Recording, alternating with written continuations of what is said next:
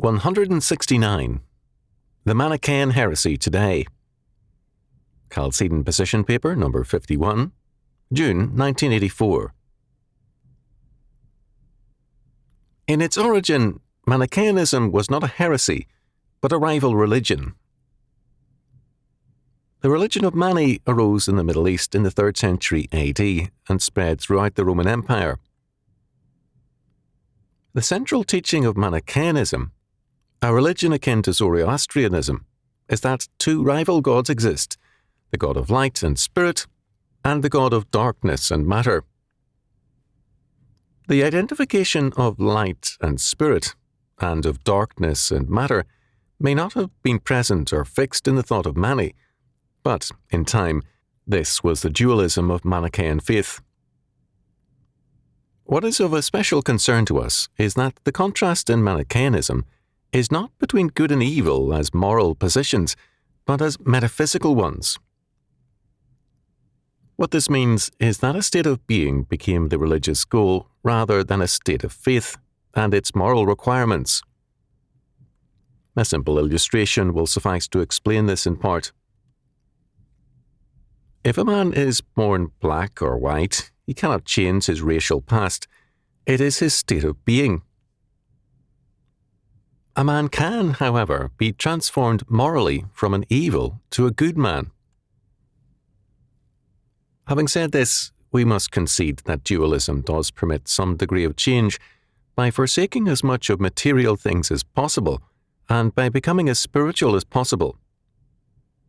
This is not, however, a moral change, but an attempt to suppress one side of our being, the material, for the other side, the spiritual. This emphasis marked the many medieval Manichaean heresies or cults, such as the Albigensians.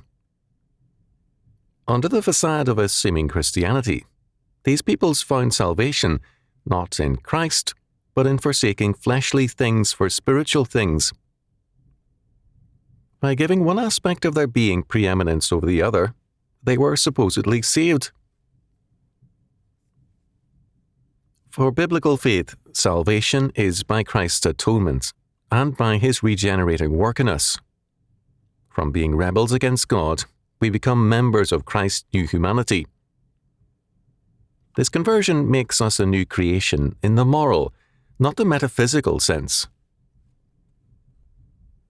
For Manichaeanism, we have the substance of two rival gods in ourselves, one a good, the other a bad god. Our quote-unquote salvation is to side with the one God or substance in our being. It is clear that Manichaeanism was related to Gnosticism and its various forms of expression, such as Docetism and Kenosis. Old Russia, the origin of kenotic thinking in our time, was also the home of many Manichaean cults. The one best known to Americans because of the Canadian colony is the Doukhobors, whom Tolstoy befriended and shared some ideas with in a rationalistic fashion.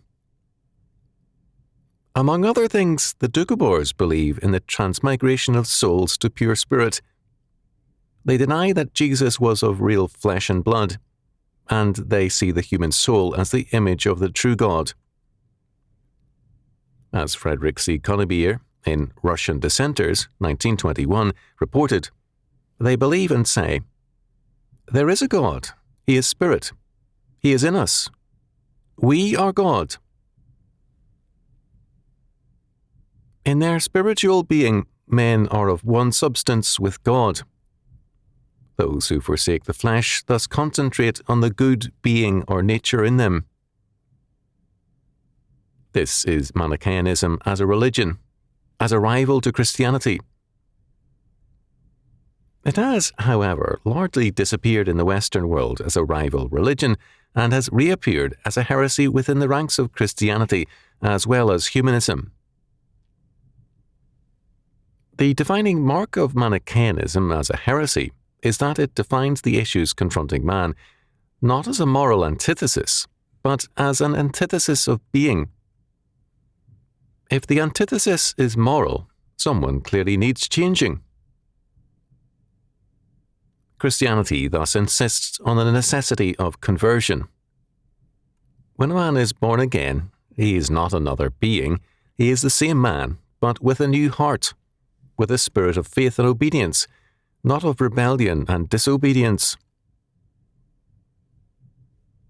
If the antithesis is one of being, then the prescription for a cure is death, the destruction of all evil being. This prescription is basic to modern Manichaeanism. A classic example of this faith is Jean-Jacques Rousseau. For Rousseau, the antithesis of being is between the natural man, who is good, and civilization, which is evil. This means that the, quote, over-civilized, end quotes, men are hopelessly evil. By changing the nature of the antithesis of good and evil from morality to being, Rousseau ushered in the age of revolution. In terms of Rousseau, and beginning with the French Revolution, man began to dismantle civilization and to exalt salvation by death, the guillotine. Another example of this faith is Karl Marx. For him, humanity was divided into two classes, one good, the other bad. His solution was revolution and death, and his followers, such as Trotsky, Lenin, and Stalin, became great advocates of total terror, that is, death for the quote-unquote enemies of the working class. This Manichaean heresy solves no problems, rather, it aggravates them. Having once liquidated the old, quote, ruling class, end quote, it continually finds new evidences of this irredeemable evil in its own ranks in all who disagree. The Marxist prescription is not conversion, but the slave labour camp and death. Racism provides another instance of modern Manichaeanism. Evil is seen as incarnate in a particular race, black, white, or yellow, in Jews or in Gentiles, in their group, not ours. In the liberal version of racism, all men are naturally good, except Christians, and it is the environment of religion and the family which is evil.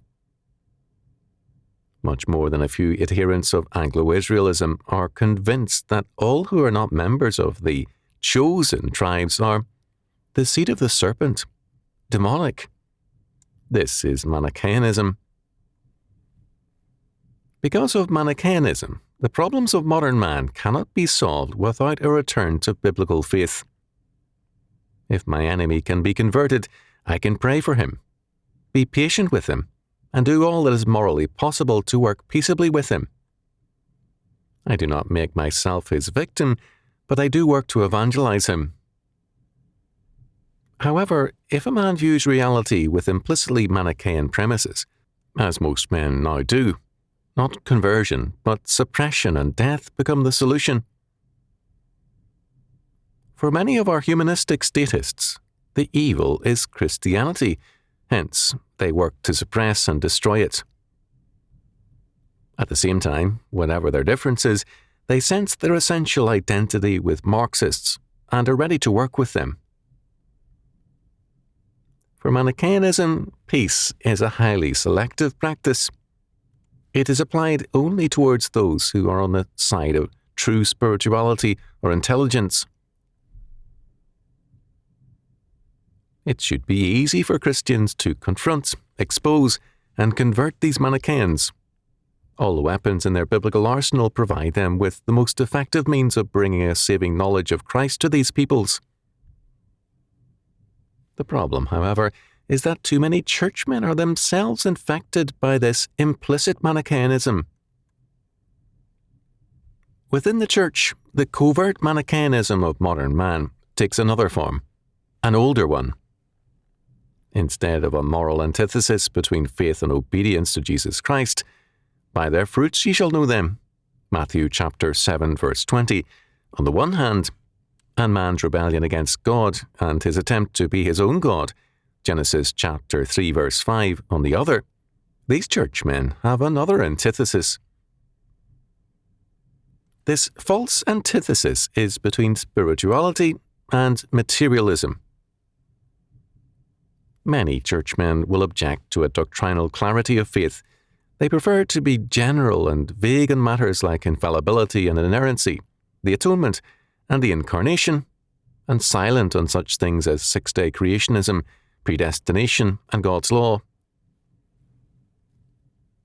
They are, at the same time, very vocal about the need for more spirituality, a vague term which often means being more church-oriented.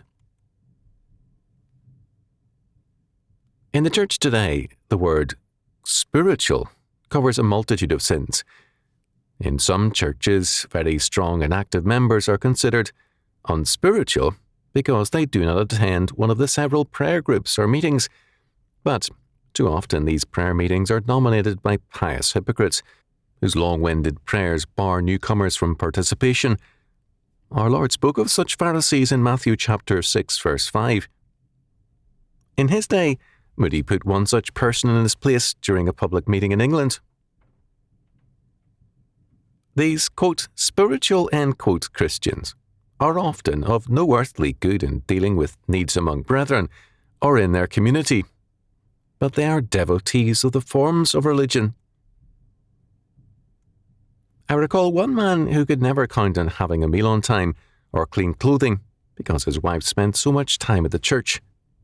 She, in turn, regarded him as very unspiritual because he complained. Much more can be said. The church today is so involved in this Manichaean emphasis on spirituality that it forgets that the Christian calling is to be faithful. Biblical religion is intensely practical. Cotton Mather is very much abused in our day, but that old Puritan summed up the Christian life in the title of one of his books, Essays to Do Good. William Wilberforce, in his study, A Practical View of the Prevailing Religious System of the Professed Christians Contrasted with Real Christianity, 1797, denied that religious observances were the sufficient marks of faith. How real a person's faith is becomes evident, Wilberforce said, in how seriously they view the education of their children in the faith. It cannot be expected that they who are so little attentive to this great object in the education of their children should be more so in other parts of their conduct, where less strongly stimulated by affection and less obviously loaded with responsibility. If, in this key area, the family, we do not take our Christian duties seriously, our pretenses at spirituality elsewhere are evil. It is a significant but suppressed fact that one of the most powerful evangelical leaders of this century, who died some years ago, was thoroughly detested by his godly family.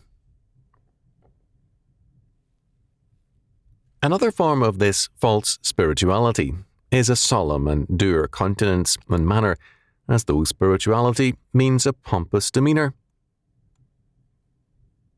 The answer to this kind of behaviour was beautifully set forth in an old hymn. Why should the children of a king go mourning all their days? What Scripture presents us with is not two gods in endless and eternal conflict, but the one true God who made all things and made them very good. Genesis chapter 1, verse 31. Things are out of joint, not because matter is evil, but because man has sinned. If matter is the problem, there is no remedy for it, because we have material lives all our days and face the resurrection of our bodies at the end of history. If spirituality is the answer, Christ's coming was not necessary, because many religions stressed the need for spirituality. Socrates and Plato both stressed spirituality and were both homosexuals who saw their vice as spiritual love. Manichaeanism has been a governing undercurrent in the Western world. Its influence, both within the Church and outside of it, has been enormous. Denis de Rougemont, in Love in the Western World, 1939, traced its influence on the idea of romantic love.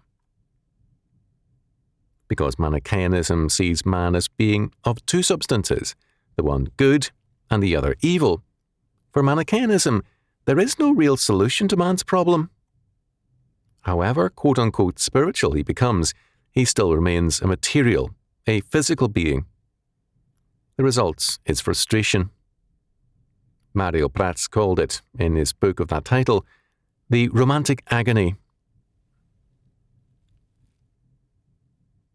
Our Manichaean culture and nations are thus in the grips of an ideology of perpetual war. The deeper the nations become involved in the conflict of interests faith, the deeper they fall into the morass of continual battle in a war that cannot end. Manichaeanism posits an irreconcilable conflict of interests. In this conflict, from a Manichaean perspective, suppression and death are both a necessity and a futility. For over half a century, the Soviet Union has been killing off, quote, class enemies, end quote, but they seem to arise as fast as they are worked to death in slave labour camps. The Manichaean solution is suppression and death, but it is an unsuccessful solution because the, quote, enemy, end quote, is an equally essential part of being. The Christian solution is conversion. What we need is a purging of all elements of this covert Manichaeanism from the thinking of the Church. Then the power of God unto salvation will be clearly manifest.